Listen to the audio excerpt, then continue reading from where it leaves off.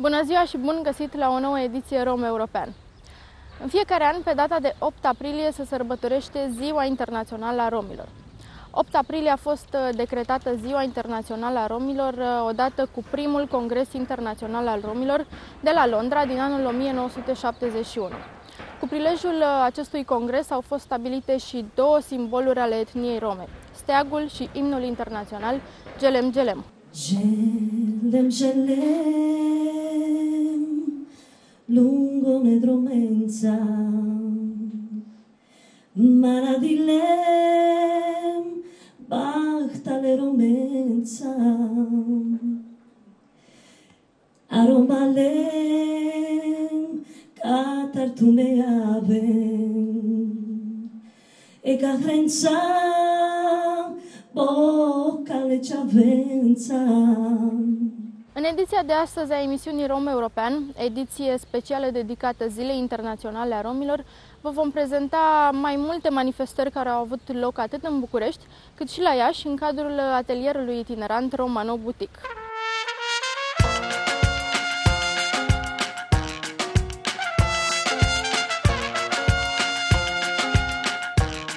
În România, abia pe 28 martie 2006, Parlamentul a decretat ziua de 8 aprilie ca fiind Ziua Internațională a Romilor.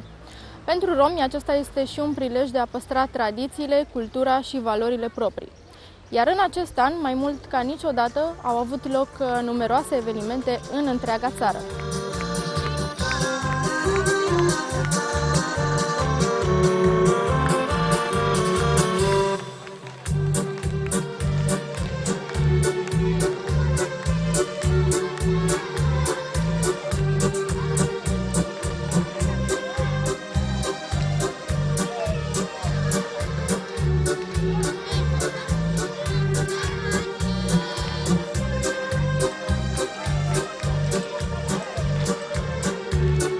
La mulți ani de Ziua Romilor! În primul rând, astăzi este 8 aprilie, Ziua Internațională a Romilor, o zi pe care organizațiile romilor au început să o sărbătorească cu mijloace modeste, în cartiere modeste, dar încercăm să venim mai aproape de oameni, astfel încât să învețe și romii că astăzi este sărbătoarea lor și e bine să sărbătorim, să ne bucurăm de cultură, de istoria romilor, măcar o dată pe an.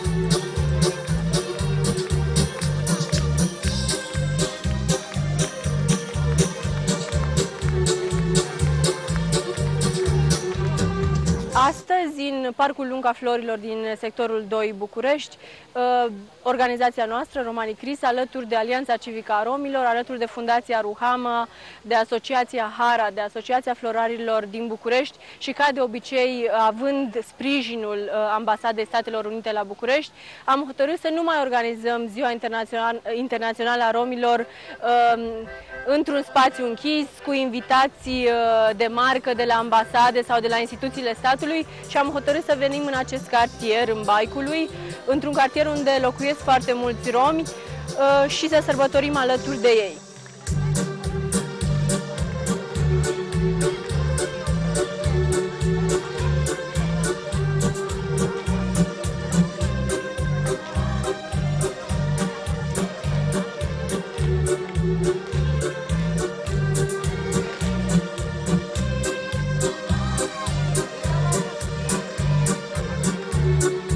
Mai multe momente care cumva întregesc ziua de astăzi.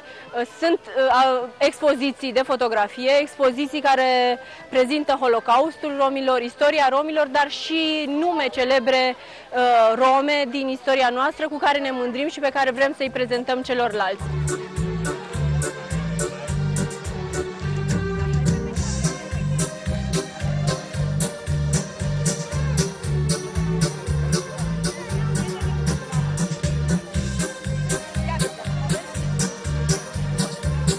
The purpose of this day is for you to come to recognize your own culture, the value of that culture, and to get the rest of Romania to do the same thing. Scopul acestei zile este acela de a vă ajuta pe dumneavoastră să vă recunoașteți cultura și să îi ajutați pe români să înțeleagă și să îi recunoască valoarea. What the mayor and I want for all Roma people is that they be treated equally like any other Romanian. Ceea ce îmi doresc eu și ceea ce își dorește și primarul sectorului 2 este ca romii să fie tratați ca cetățeni egali, ca orice alți români.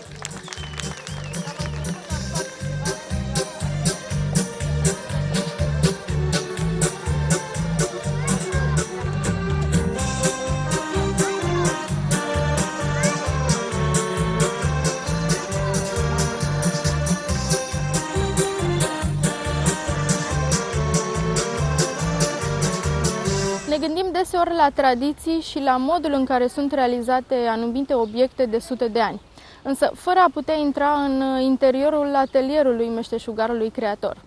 Pentru prima dată, la Iași, argintarii, fierarii, căldărarii, ceaunarii și împletitorii se vor așeza în atelierul itinerant Romano Boutique pentru a ne ajuta pe noi să înțelegem mai bine tainele meseriei lor. Ceea ce am făcut și noi. Priviți!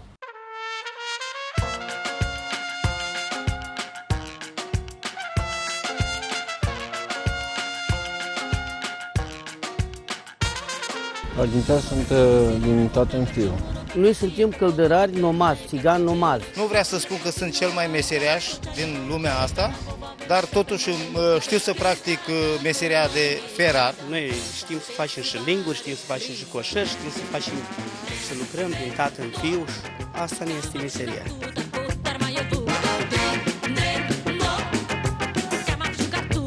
Atelierul itinerant Romano Boutique este realizat de către Key Consulting Management and Coordination în parteneriat cu Primăria Municipiului Iași și face parte din proiectul Casa Romilor Romano Care.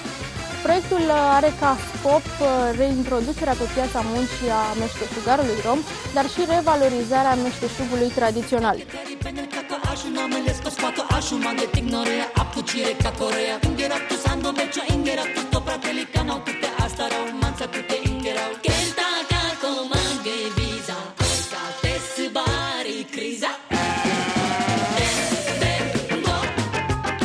Cum a venit ideea acestui proiect?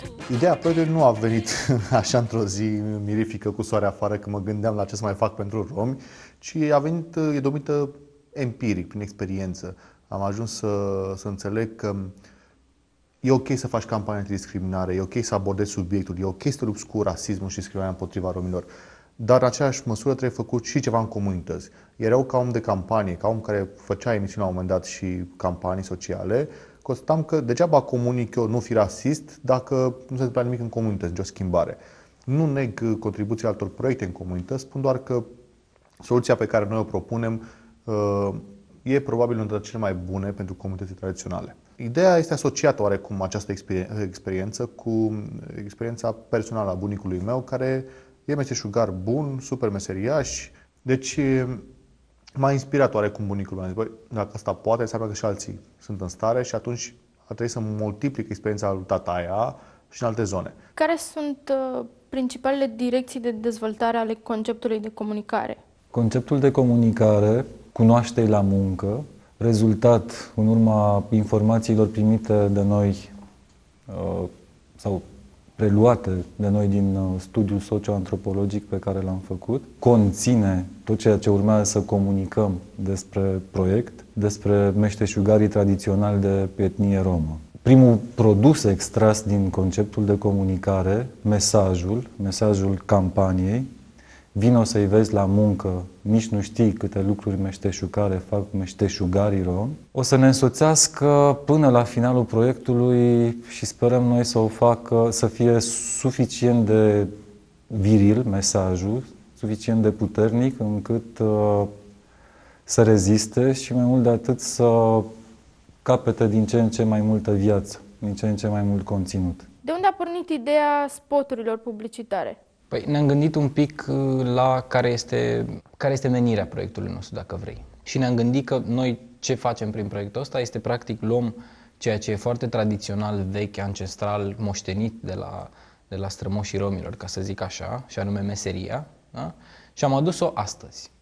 Ce am făcut este, am încercat să vedem cum putem aduce astăzi un set de meserii tradiționale care practic nu se mai folosesc astăzi, deci au amprenta vechiului în ele. Și ce am făcut este că am inserat aceste elemente într-un cadru extrem de modern, cum ar fi un joc video. Cazan de țuică. Țuică brand național. E încălzit române din timpuri vechi. Realizat de cupru. 100% de mâna omului, handmade. Rezistă decenii.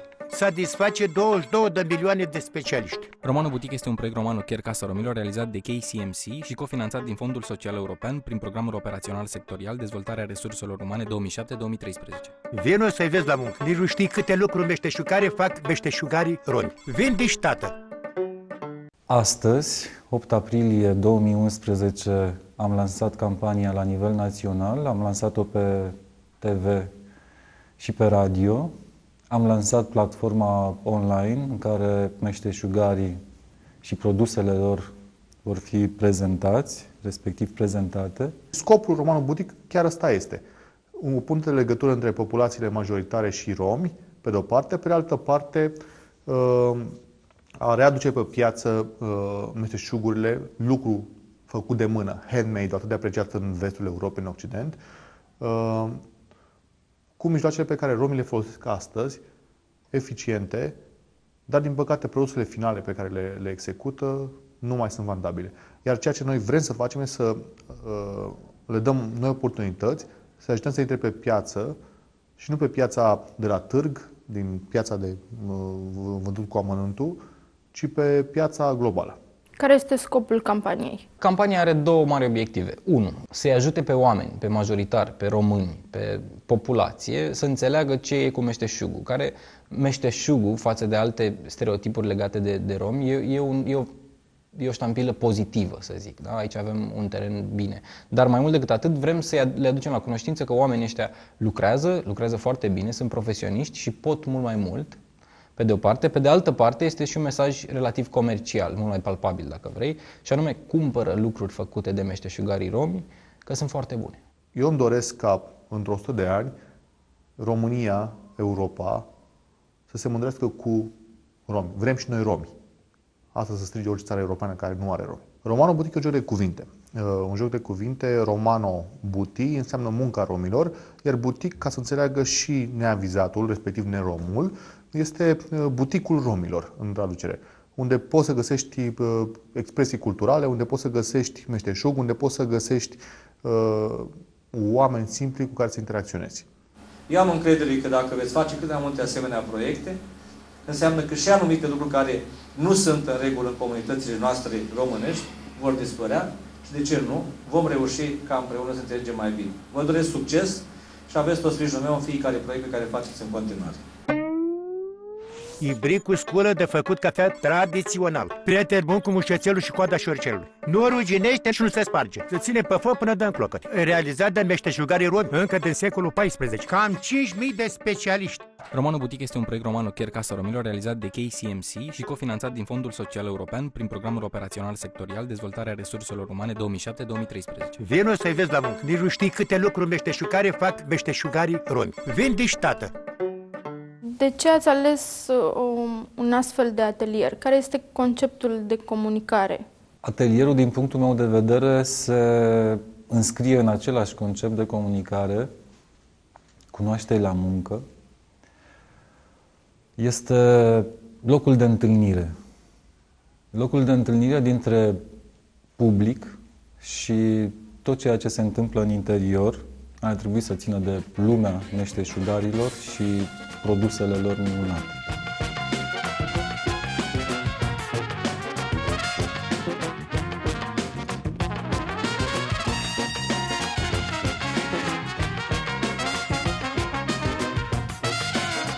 Când a început ideea proiectării acestei construcții?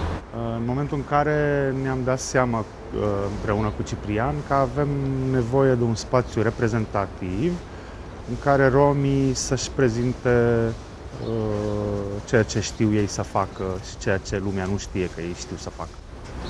Și în cât timp s-a produs această construcție? Proiectarea a luat aproape 6 luni, execuția o lună și jumătate.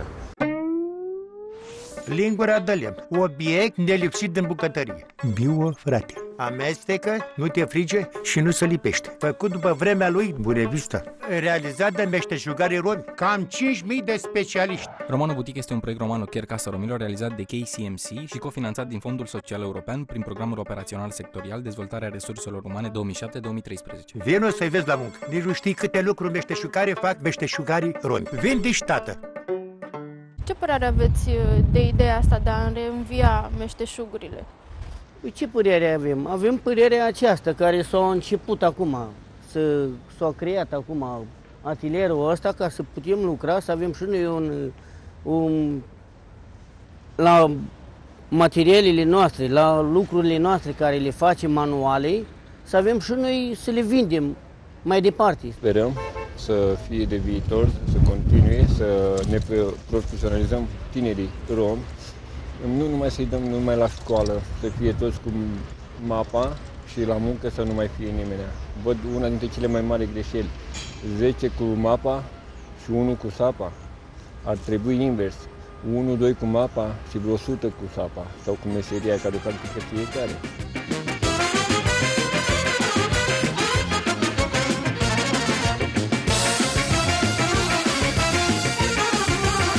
Este făcută așa din motive destul de clare și anume ea trebuie să fie reprezentativă pentru etnia Roma, să arate cumva un respect pe care îl pretindem din partea tuturor pentru această etnie și pentru ceea ce poate să facă.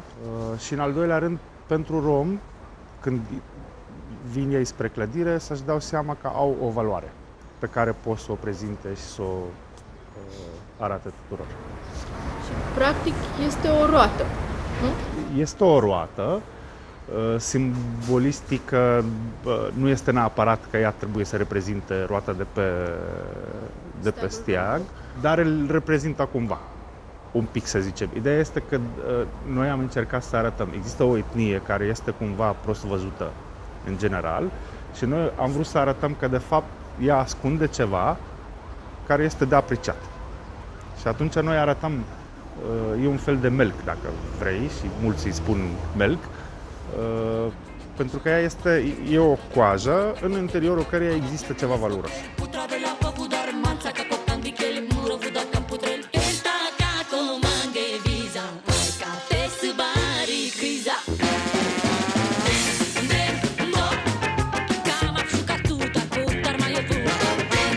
Avem meșteșugarii profesori, iar pe cei 6, care zi de zi au 4 ore la dispoziție în care să lucreze, să-și facă produsele, publicul vizitator având posibilitatea să facă ucenicie.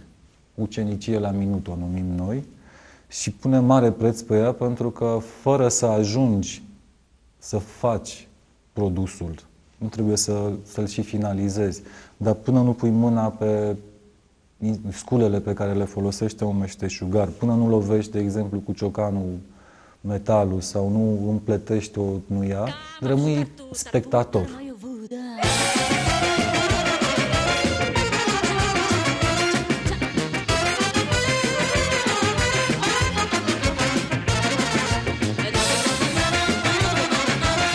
vi se pare ideea acestui proiect de a aduna la oaltă toți meșterii romi? Această idee mi se pare foarte corectă, pentru mine zis, în cuvântul meu, pentru că se poate expune valorile unor oameni care ei nu știu ce valoare au. E foarte bine să se aducă această meserie noastră, că acum a fost înainte, ca să poată să lucreze tineretul, copiii noștri, toți din familie. Cât timp va exista atelierul aici?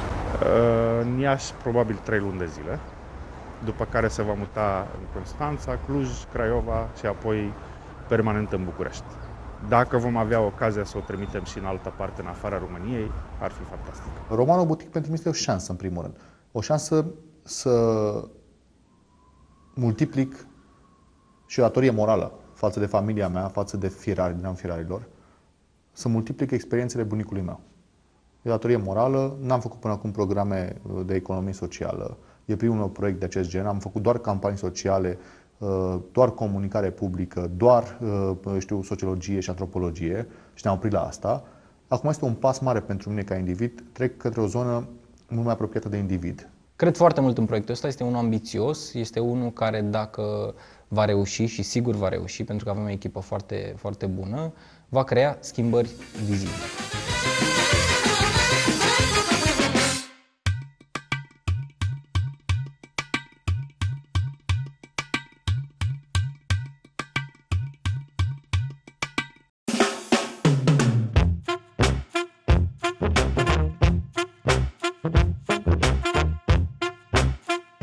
Ei bine, iată că am ajuns și la rubrica noastră numită Cum se face.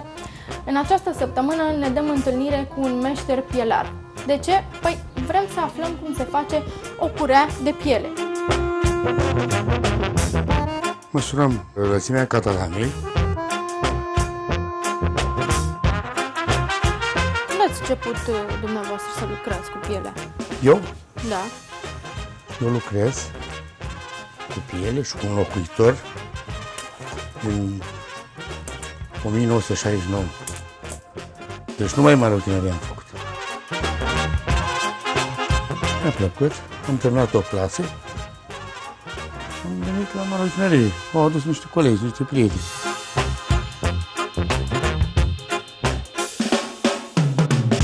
Prima dată făceam o pincuțe din alea artizanate. Lucram pentru sâni. Și era foarte greu. Se gândea, dacă făceam, eu știu, îmbrăcam o om atunci pe moment și puneam pe ceva și se cumpăra. Era bine atunci. Ce faceți acolo? Păi șeful capătul ăsta că e cam gros când îl fixez aici în cateramă, să minte ca lumea. Și în afară de genți și curele, ce mai faceți? Reparațiile atât. Dăm o gaură cu preducioasă, îi montăm un buton rapid aici. Să facem minelușul. Prima curea care am făcut-o în 71, 72. Atunci se făceau foarte multe curele. Trimiteam la Constanța, la București, genți de voiaj. Făceam foarte multe. Deci fixam butonul aici. Îl montăm ca un buton rapid normal. Așa, îl gătăm frumos și îl montăm așa aici.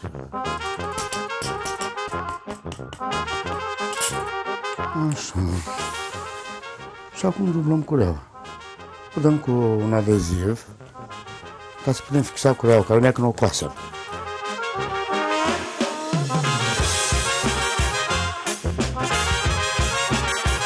Dacă nu o lipești, nu o poți scoase la mașină cu tot cu dublură.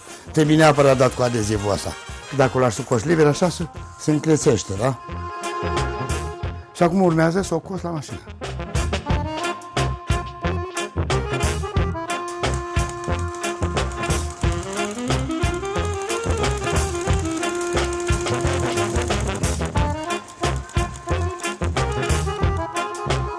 Acum ați terminat de cusut? Da, și acum urmează să curăț cureaua, să-i dau dublura, adică să o aduc să o finisez.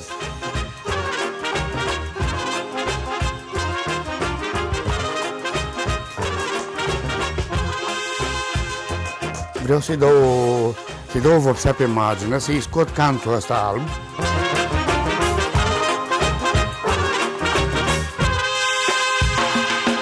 Este gata? E bună de purtat? Sigur că da. Am și împachetat pe aici.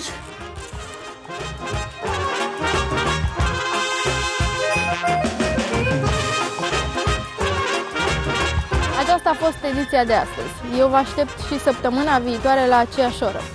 Sunt Loredana Dumitru și până atunci să trăiți mișto!